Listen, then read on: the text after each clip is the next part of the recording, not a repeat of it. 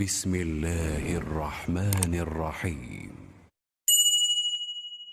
وحشر لسليمان جنوده من الجن والإنس والطير فهم يوزعون حتى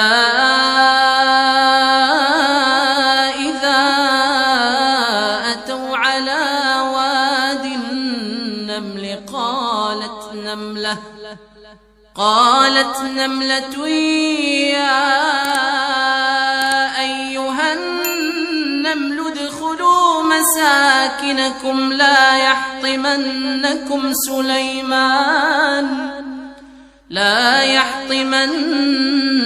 سليمان وجنوده وهم لا يشعرون فتبسم ضاحكا من قولها وقال رب أوزعني أن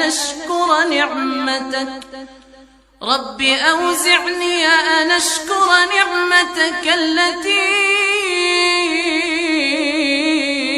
أنعمت علي وعلى والدي وأن أعمل صالحا ترضاه وأدخلني برحمتك في عبادك الصالحين. وتفقد الطير فقال ما لي لا أرى الهدهد أم كان من الغائبين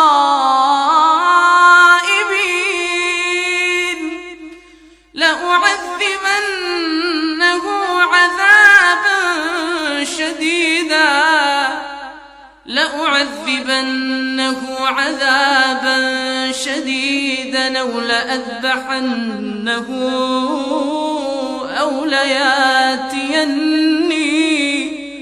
أو لياتيني بسلطان مبين. فمكث غير بعيد فقال أحطت بما لم تحط به وجئتك من سبأ بنبأ يقين. إني وجدت امرأة تملكهم وأوتيت من كل شيء ولها عرش عظيم.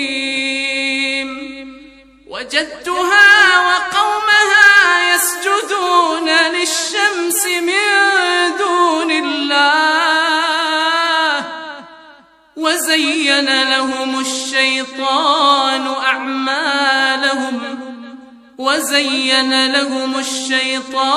أعمالهم فصدهم عن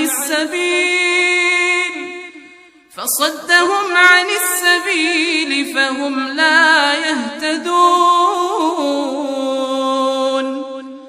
ألا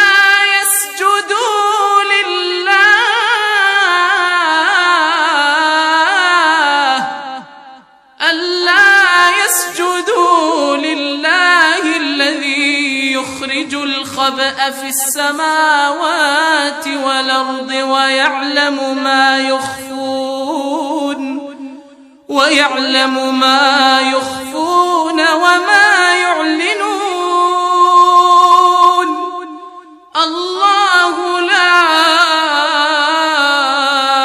إله